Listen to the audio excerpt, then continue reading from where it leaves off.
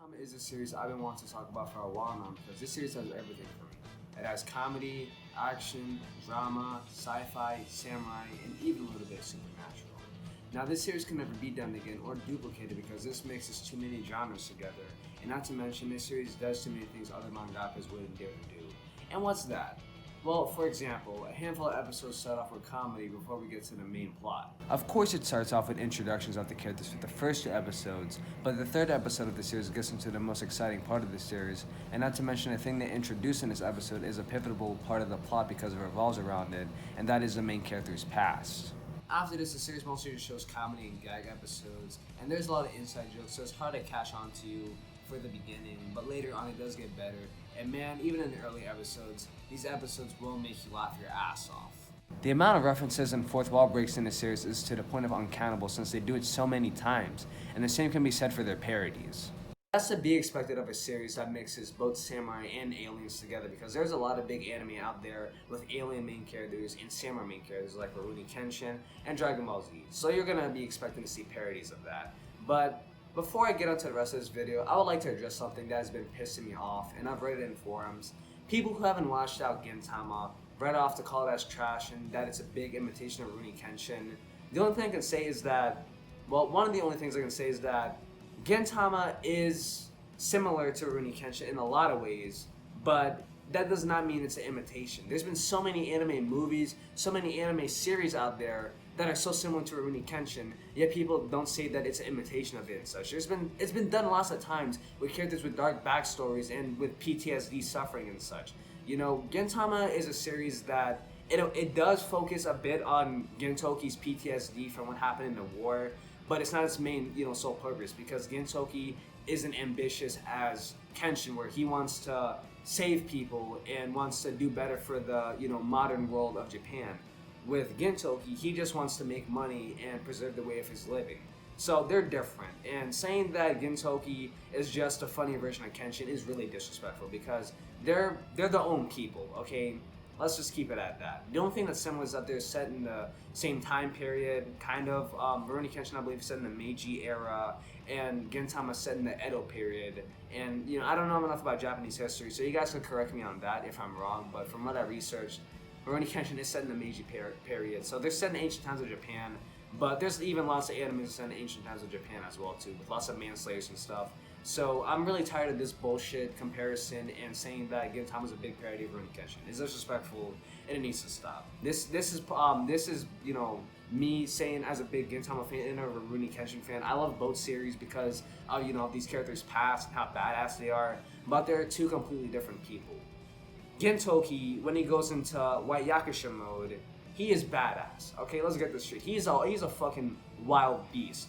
With Kenshin, when he goes into Batosai mode, he's badass as well, but with him, he's more of a mindless killing robot in a way. You'll see the differences if you've seen their rage moments.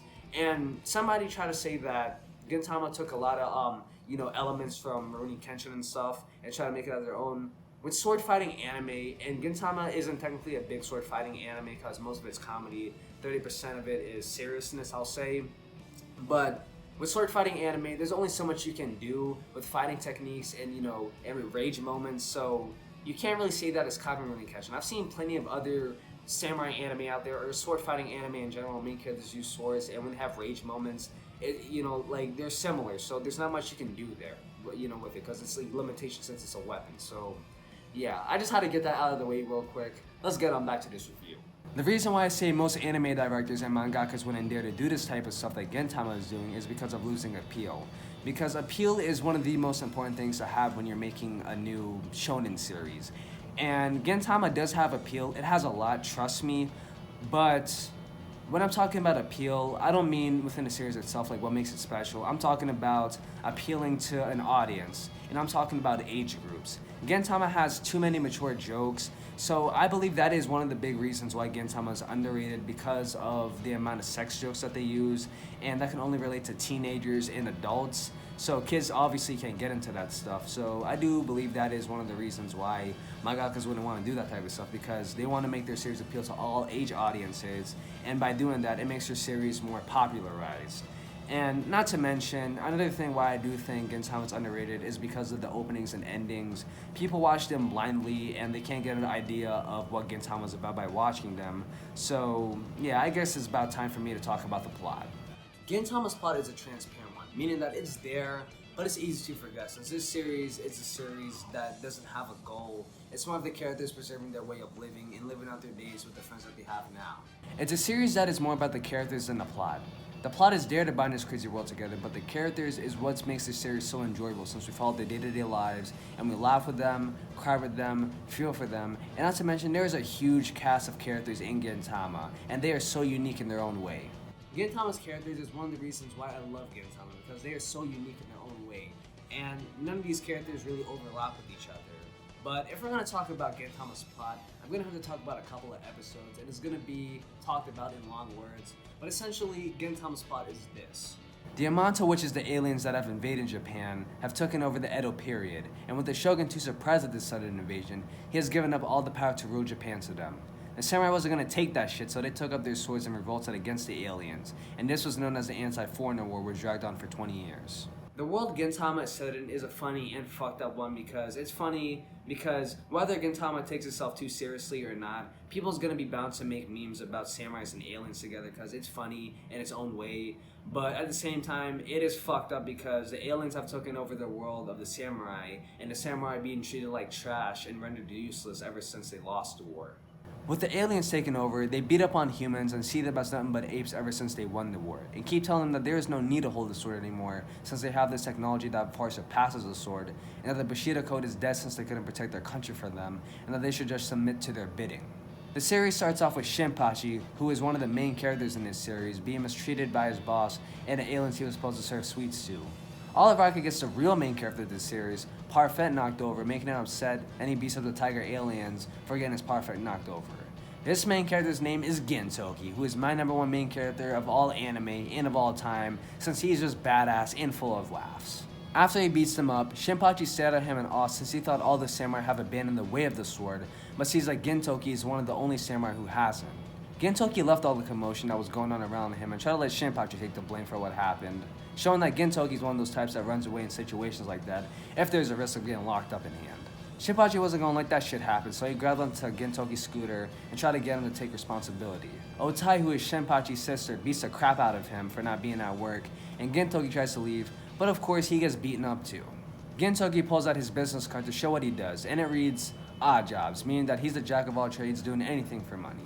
In the series, a lot of samurais have a hard time trying to get a job, so Gintoki takes it upon himself to do anything as long as he get paid, since you can't be too picky with jobs in those type of times. Otai's dream is to have the dojo her and Shinpachi's father used to own rebuilt, and teach the way of the sword to the people who wish to learn. Debt collectors come to the dojo to collect the debt that their father left behind, and since they don't have the money, the debt collector gave them two choices, to either give up the dojo or work at a strip club. And Otai decides to pick the latter choice since she wants to keep the dojo her father left behind and rebuild it so the way of the samurai can prosper again. Afterwards, Gintoki is left with Shinpachi, and Shinpachi starts getting pissed that his sister took the latter choice. Gintoki tells him that there's still a purpose for this sword and decides to help him get his sister back. He comes on the ship and wrecks the guys who are working with the debt collector, and later gets to the core of the ship.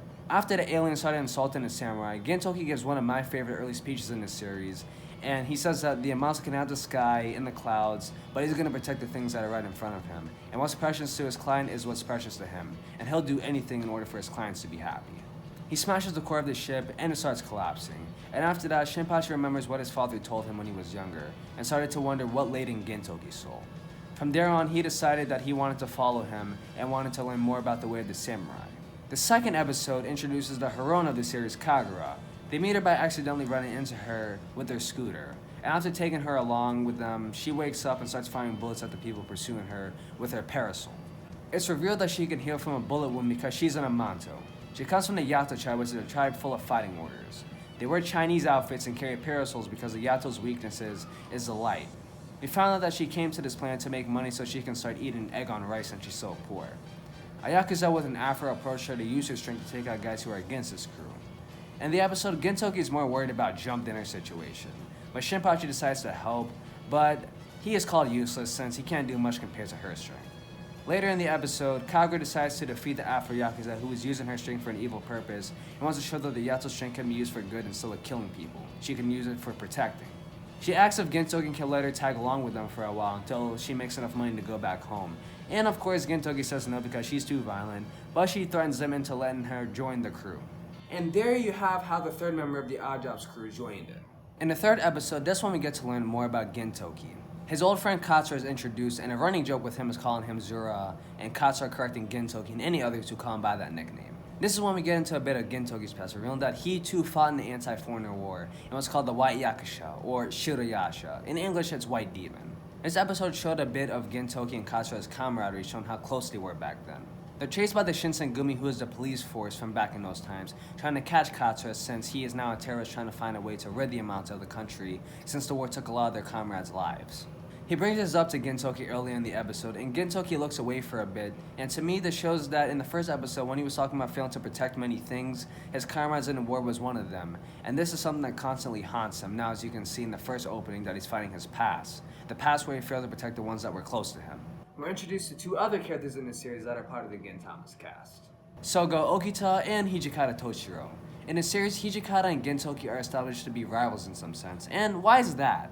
Well, if you think about it, essentially, Odd Jobs does whatever they have to do to make money, whether it's capturing murderers or criminals. As long as they get paid in the end, they're technically upholding peace and order in their own way, and Shinsengumi's job is to uphold peace and order. This does make sense why Gintoki and Hijikata are rivals.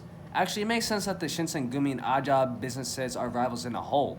Later on in the episode, Gintoki tells Katsura the reason why he won't help him is because he doesn't want any more friends to die, and doesn't think that doing that type of stuff will make their former comrades happy, and tells Katsura that he'll protect what he wants to protect. At the end of the episode, Katsura decides to change his ways of handling things of trying to change the country, and thinks that it's fine to have old friends who stay the same. Later on in the series, in episode 17, we get introduced to our main antagonist in Gintama, which is Takasugi, who is a complete badass and is another favorite character of mine in Gintama. Takasugi knows Gintoki from the war. They were comrades back then, so that explains their relationship. Whenever he appears, Gintama turns into a different anime because he sets the mood from funny to serious real quick. And as you can see, when Gintoki quickly draws his wooden sword on him, and as well as for Takasugi, the situation showed that something happened between them in the past that made them into enemies. Episode 17 of Gintama is when we get to see a more serious side to the world of Gintama, since this episode was about Gengai, who is the inventor in this series, trying to get revenge on the government for having his son get killed. Later in the episode, it's explained that his son was part of Takasugi's Keihitai army from back in the war, and he was caught in the purge that the Yamato set for anyone who survived the war, and it showed his severed head exposed for public viewing. Near the end of the episode, things get settled and Katsura and Takasugi meet up yet again, and Takasugi says that he doesn't have a need to protect anything, nor does he want to find something to protect. He wants to keep destroying until the beast of vengeance stops whispering in his ear. In this series, we get a lot of mini arcs, like, for example, we get the amnesia arc when Gintoki lost his memories temporarily, and in that arc it showed how much Odd Jobs means to Shinpachi and Kagura, since a running joke in Gintama is that they never get their pay. But in the end, they don't care about that, they just want to have fun while being by each other's sides. We get Kagura's arc that's about her father coming to Earth in order to take his daughter back with him. And we also get a little piece of Kagura's past, and we get a little bit more of the reason why she came to Earth. And not to mention, we get the second main antagonist of the series, who is mentioned briefly by Kagura's dad, and that's Kagura's brother, who she eventually has to settle matters with later on. The Benizakura arc is where things start to escalate more for the plot, where we get a character that appeared previously in episodes 50 and 51, Nizo, who is a part of the new revived Keitai army that Takasugi leads. Nizo tests it out to see if it's a good sword, and by testing it out, I mean he kills innocent people to see the worth of the blade. And because of this, he is labeled a Tsujigiri, which is a term for a person killing innocent people. Gintoki is given a job by the Murata settlements to get the sword back, which shows how he gets involved in that mess. And Kagura goes off to search for Katsura, who did get slashed by Nizo earlier in the episode, and she wants to see if he's alright, while Shinpachi sticks with Elizabeth, who is looking after the Tsujigiri, aka Nizo, and also waiting for Katsura to return. In this arc, we get a complete serious side of Gintama, and it shows the formula of storytelling that Gintama does, and I love it. We get serious action with Gintoki and Nizo, and we also get a little explanation as to why Takasugi is trying to destroy the world. I won't say much, but I'll say this. Takasugi, Gintoki, and Katsura have known each other longer than the war. There's a declaration that Gintoki and Katsura are no longer friends with Takatsuki, and they say that if he ever runs into them again, they'll cut him down without a second thought, showing that Gintoki and Takatsuki battle is another one that you'll have to wait to happen. That's the outline for the Gintama plot, but if I had to summarize it in words, it's basically this. Gintoki and Kaga are trying to settle things in their past. Shinpachi tagging along with them so he could learn the way of the samurai. Otai wanted to revive her father's dojo so the way the samurai can prosper again. What is Odd Jobs? Well, Odd Jobs is a business that protects what's precious to you. And also, it's a series that is mostly about preserving their way of living and them having fun and just living out the present. You know, instead of thinking about the future of what they want to do later on, they just live in the now and enjoy the times they have with the new people that they befriended. If I had to talk about Gintama's appeal, it's that everything in the series that they do isn't always plot-based. The only time when we get events that are plot-based is when we get arcs that are connected to the plot, which means relating to Gintoki and Kagura's past. We also get arcs that are complete stories of their own based off of characters that briefly appear in Gintama and see the conclusion of their own story. Not to mention we also get flashback arcs of other characters in the series to see how they deal with their pasts or how their past influence how they are in the now. One of the biggest appeals of Gintama is that it is great at sudden atmosphere change. They can go from comedy to action and drama or vice versa. In Gintama, story arcs are told in 4 or 5 episodes. The ones that have a big impact on Gintama's plot is told in 6 or 7 episodes. And I'll tell you what, these arcs are amazing at getting straight to the point and not beating around the bush. Gintama also has mini arcs with stories that are told in 2 or 3 episodes. Heck, Gintama even has great individual story episodes that are told in 1 episode. Gintama has arcs that are serious, arcs that are comedy, and arcs that can be considered half comedy and half serious. Another appeal of Gintama is that it's amazing at getting straight to the point when it comes to fighting an antagonist in the arcs, and man, these battles are amazing. Gintama's antagonists are so well written that their ambition for why they do the horrible things that they do are amazing. Gintoki's reasoning for opposing against the antagonist he faces throughout this series is amazing, and the cliched, "you're wrong," or "killing is wrong," or a one-sided view on the antagonist's ambition like what other animes like to do a lot. These antagonists are so broken up to the point where you can actually feel for them and tear up for them and see why they felt the way they did against the world or the people that they oppose. In Gintama, a lot of the antagonists don't have people working for them and don't have long stretched out battles like a lot of other animes do. The battles in Gintama is another favorite aspect of mine because Gintama has the most intensive battles I've ever seen in an anime. There is so much blood and a lot of brutal beatings, and it's so enjoyable. There's no special attacks like Naruto, Bleach, and One Piece, and believe it or not, that is a big running joke in Gintama. It's when Gintoki always complains about not having a special move and always thinks that's one of the reasons why Gintama is so underrated. Gintama not having special attacks is another favorite aspect of mine because there's no magic, there's no life energy or any bullshit like that. It's just 2 characters wrecking each other, going at it, and doing what they have to do. You know, there's no overthinking or overanalyzing. It's just less talk and more action, and that's what I love about it. In Gintama, it's the character's knowledge of basic swordsmanship and the basics of being a shinobi and a hand-to-hand fighter that help determine their results in battle. For Gintoki and a lot of other adult characters, it's their past experiences in battle that help them in their battles against their foes. You gotta remember that Gintoki fought in the war, and that alone by common sense lets you know why his battles are so amazing. It's the knowledge of his past battles that let him get the upper hand, and why he's able to do little clever things in battle that let him have a better chance at winning. Shinpachi does grow later on in the series by gaining more fighting experience while tagging along with Gintoki. In the Benizakura arc, it's shown that when he was supposed to fight Takechi, who is the strategist of the Keitai, that it was his first real sword fight, even though he didn't actually fight him. But in the Yagyu arc, he does gain some more fighting experience by fighting Kyubey. Gintama also made fun of training arcs in episode 147, and at the end of that episode, Gintoki and others thinks it's best for them to train on their own and find a method that works for them. This shows that they train on their own time even if we the audience don't see it. Gintoki and the others say that they'll be their instructors in life instead of their instructors in strength. In Gintama, the weapon Gintoki uses, which is a Lake Toya sword, is one of my favorite anime weapons since it can destroy meteors, can cut through skin, and more. People at first glance might think that Gintoki uses a wooden sword because he doesn't want to kill, or because of the ban that the amounts are put on using swords, but that couldn't be further from the truth. In fact, it's contradictory since, as I said before, a sword can destroy meteors, cut through skin, and even more. When you watch Gintama and get to know Gintoki more as a character, you'll know that he isn't the type to care about the law, so of course he doesn't use that wooden sword because of the ban on swords. Gintoki's wooden sword is looked at as a gag, and I say that it is and isn't, because people in episode 29 thought that the explanation for the wooden sword's origins wasn't real and that it was just a joke, but I disagree with that, and let me tell you why.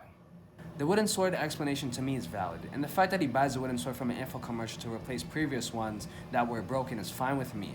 It breaks the cliche of the sword being special or passed on to generations or any bullshit like that, and I love Gintama for that.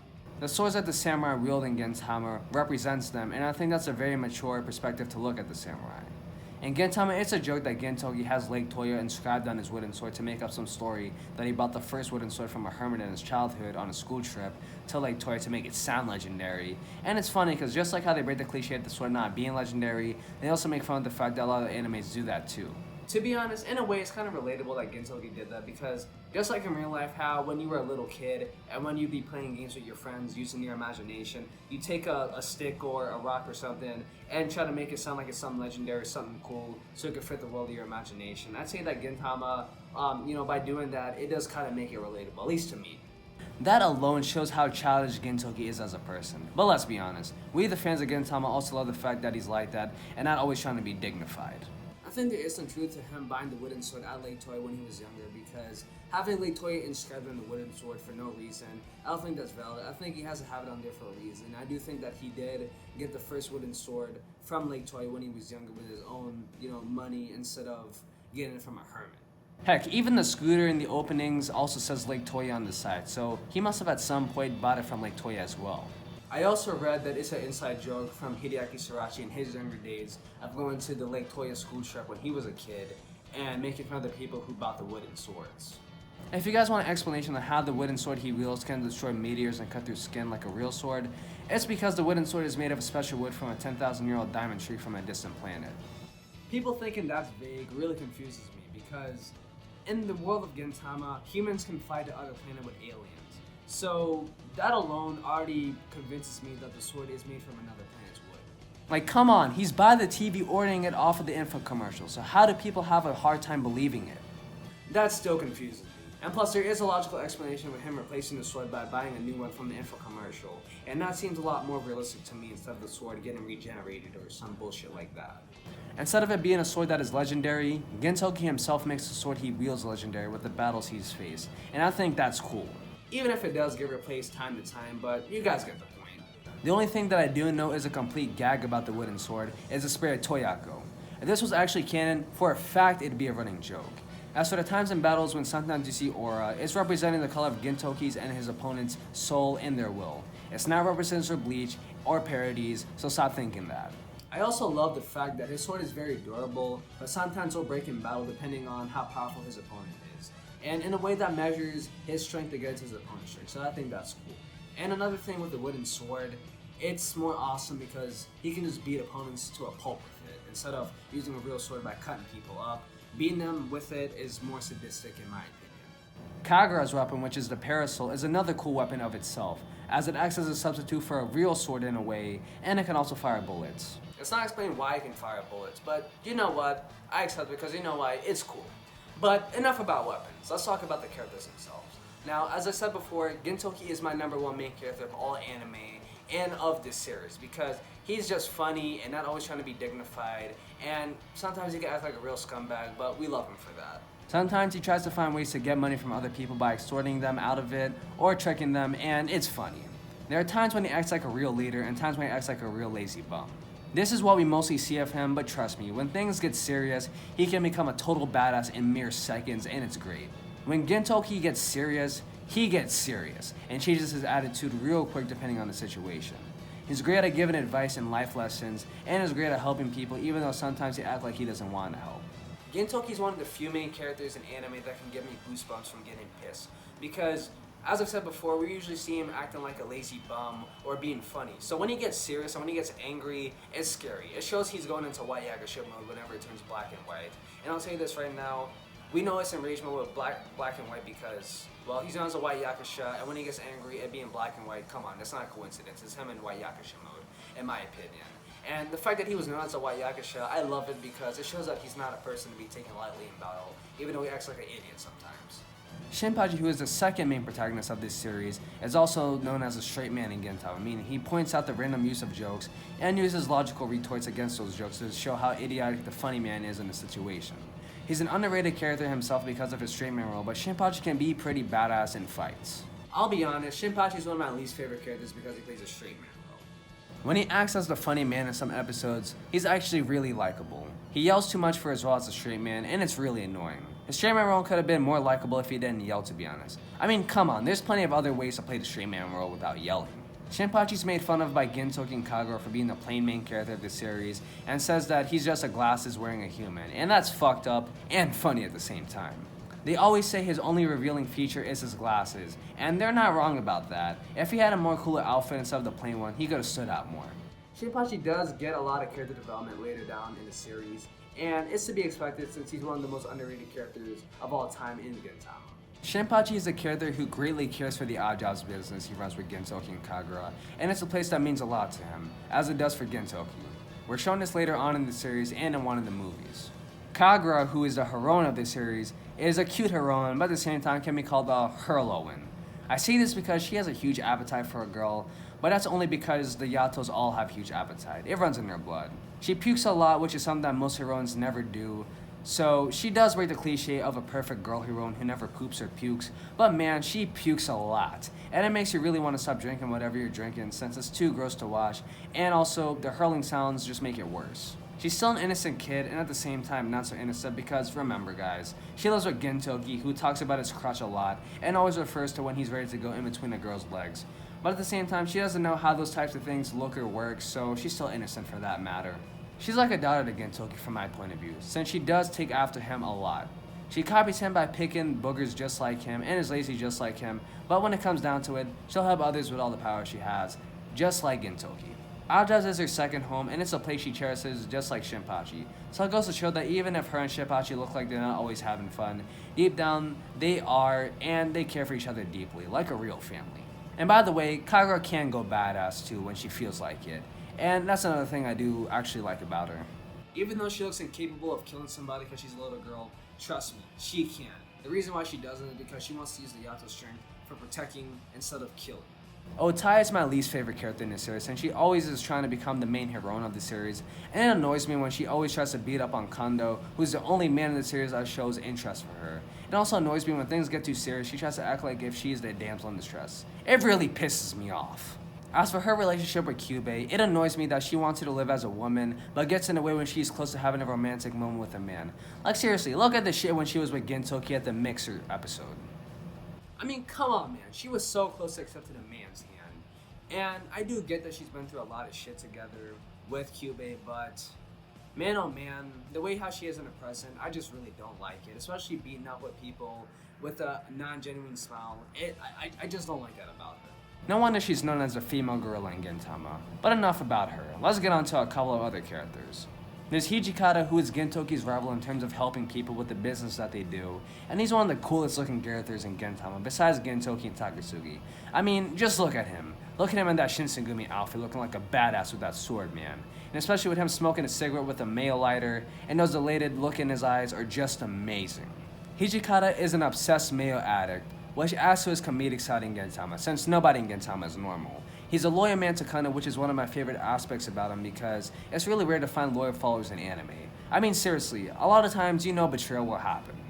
With Hijikata, he's thankful to Kondo from taking him from the previous lifestyle he led, and also let him make it big into Edo by being a part of the Shinsengumi.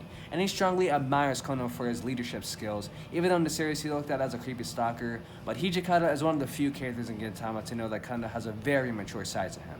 I love the episodes when it's with him and Gintoki in their silly contests because it's just too funny to see how far they'll take their contests.